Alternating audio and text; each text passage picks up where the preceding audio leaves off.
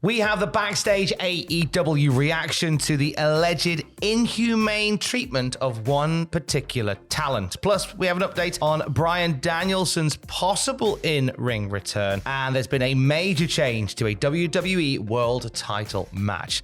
Yesterday, Ross and Jack talked about some situations regarding Rey Fenix in AEW and his current status with the company, and it made for pretty rough reading, didn't it? Yeah, Dr. Chris Featherstone had the huge scope, which Rey Fenix then confirmed was the closest thing he'd seen to the actual truth, where it was like a huge injustice was cited in terms of like an injury-ridden happening with Rey Fenix in AEW, and we don't quite know what's going on for sure as of yet. Fightful spoken to sources within AEW about this. Of course, Phoenix hinting at unrest with AEW, tweeting about needing a doctor and being ignored for months and claiming to have received inhumane treatment. And Fightful spoke to AEW sources to share an update via Fightful Select that says one source admitted there had long been communication issues but hadn't heard anything that would be construed as inhumane and hadn't spoken to Phoenix about it. They had heard that Phoenix took issue with a doctor who hadn't cleared him at one point,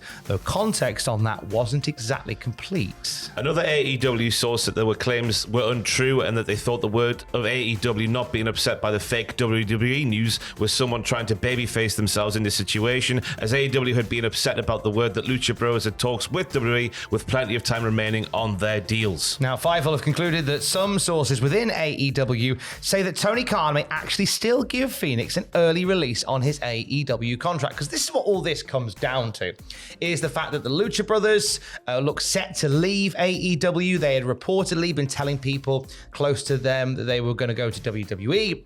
This led to AEW saying, no, you still work for us, and them locking down on their contracts. And Penta recently becoming a free agent from his, but Phoenix having time added on to his due to injury. But as Fightful say there is still the chance that Tony Khan may offer an early release to Phoenix in the wake of all of this. Their sources saying that any outcome from this sets a very unfortunate precedent. Either you allow Phoenix to go and kind of give some people who are unhappy the room to go, if we kick up enough of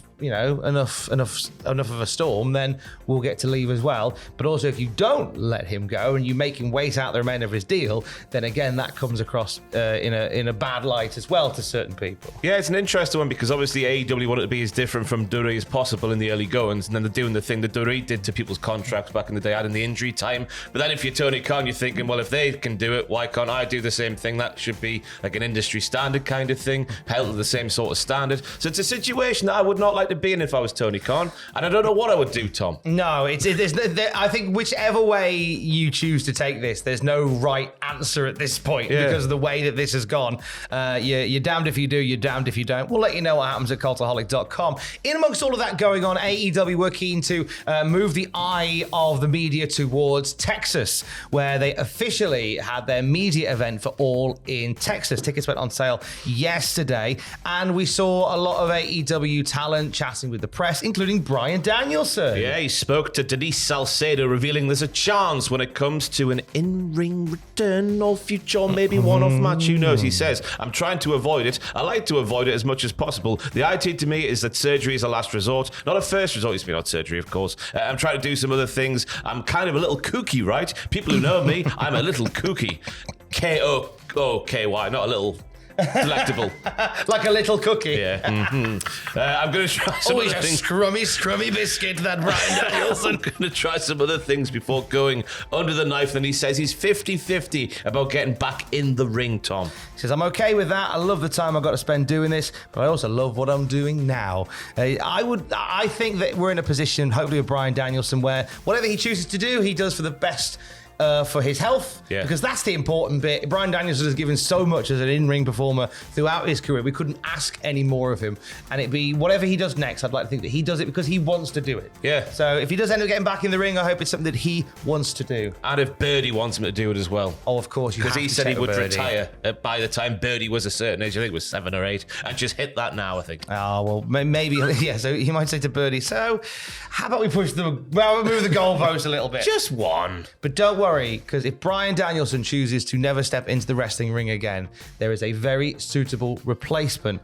in terms of that position on the card. Somebody who could carry the company on the girthy, boomy shoulders for years to come. Because there was another injury update at the All In Texas media event, wasn't there? Yeah, because Big Boom AJ himself wrestled at Full Gear on that pre-show against QT Marshall with a foot injury, and he has now revealed the cast on his foot will be off in about 2 weeks. I'll be back in the ring about 4 weeks after that. We will see everyone up in the Hammerstein Ballroom. We're going to be heading up there, and after that, a few more shows along the way. And then, yes, absolutely, Texas, AJ, Big Justice. We'll be here at All In, and we're coming to bring the boom. Oh, imagine Big Justice and AJ making that entrance through the Hammerstein like John Cena in your one night stand that time. I don't know if it would be like that after his performance in the kickoff show, because Actually, it wasn't. What am I saying? They're going to love him. Yeah, they're going to love him, as we all do. Refreshing, wasn't it? Because I don't understand what it is that they do apart from take stuff from Costco and eat it and go boom. I'll explain what they do, because a few people have asked what they do, and the best way to describe what they do is they bring the boom. And they bring the boom to you, right? Your favourite father and son. Does that clear it up? Absolutely, yes. I fully understand him now. What a Kavorka to have. So much Kavorka. And how can you not love AJ, who, and it was a foot injury, you're right. It was a broken foot that he'd suffered earlier in the day, and went, nah, people are paid to see him wrestle. I'm out there. I'm going. He's got that wrestler mantra, Tom. He has got that wrestler mantra, and he's going to be bringing the boom to the Hammerstein Ball Boom, as we're going to call it going forward. Rename it the Hammerstein Ball Boom, you cowards.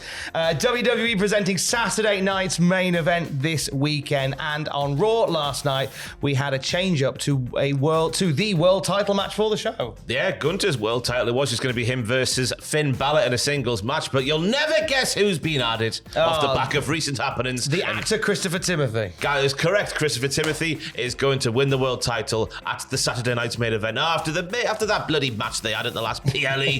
Finn Balor got involved. He's literally put his foot in it. He's put his foot in Damian Priest, or both feet in Damian Priest, and now Priest has been added to the match. Nice. That's a good shout, that is. I think you can have some fun with those three all the way through. Because I wasn't upset about having a heel versus heel world title match, because I think it'll be a great match, and I think it's forgiven when the talent are that good. So adding Damian Priest is an interesting little twist. Gunther's a babyface now anyway, Tom, after last week. He's not a baby. He's trying to get the confidence back inside himself, and Finn Balor took that chance away from him by interfering in the match with Damian Priest at the last PLE. He's been a jam-up guy. He's like El Dandy, Tom. They're doing the slow burn on the Gunther heat on the face turn, sorry. It's happening, Tom, believe me. Who are we to doubt El Gunter? Plus, a match has been added to Saturday night's main event. There was rumours on WrestleVerse Radio that there'll be a fifth match added to the show, and this is it. Drew McIntyre and Sami Zayn one-on-one. It comes after Drew returned last week and attacked Jey Uso backstage and Sami Zayn in the ring. Drew explaining his actions last night, saying Sami Zayn and Jey Uso sold out for absolutely nothing by realigning with the OG bloodline. And the best baddies in wrestling, Ross, absolutely have a point. You can see his point, can't you? Certainly can. There was that, especially during that one dive that he did over the top. You could really see his point there. But there's absolutely the best bad guys are the ones that are completely justifying their action. We saw that with the New Day last night as well. Fantastic segment with the New Day. They couldn't even get their words out, but the week before they were perfect. And I think Drew and Sami are going to have, they're pros. They'll smash it. Yeah, they'll smash each other as well. They'll smash each other as well. Adam Pacifi's going to be watching Saturday night's main event live on Saturday. You can join him at youtube.com/cultaholic/live. He's on Twitch tonight for See You Next Tuesday. It's our weekly Tuesday tradition with you winding up Adam with hilarious results. Twitch.tv/cultaholic from 6 p.m. GMT. But Tuesday is also Hold and Give Day. 4 p.m. on Hold and Give on the YouTube channel. Go on the homepage of this channel, down at the bottom, then there's a big yellow circle. Click that and that's where you'll find me. And also the punishment for Full Gear. We've had to call a bit of an audible. I'm still involved, but there's also someone else involved now because of medical reasons. So find out how that goes down this week. I think we're going to shoot it just after this video, so if I don't see it at 4, you know why. Oh, is this an elevated liver enzymes type situation? We'll find out at patreon.com/Cultaholic, the new home of gruesome Cultaholic punishments. It was quite funny yesterday afternoon. Adam was just like, here's a list of things that mean you might not be able to do it as you want to do it, Ross. I was going to give myself a facial with the strumming. And then we were like, oh yeah, that might be a bit of an issue. So find out how we rectify it in a humorous manner. Or we could die. Well, either way, it'll be on Patreon. We'll make sure we film it. And for the latest wrestling news at any time, you can check out cultaholic.com. Stay safe. Love you. Bye.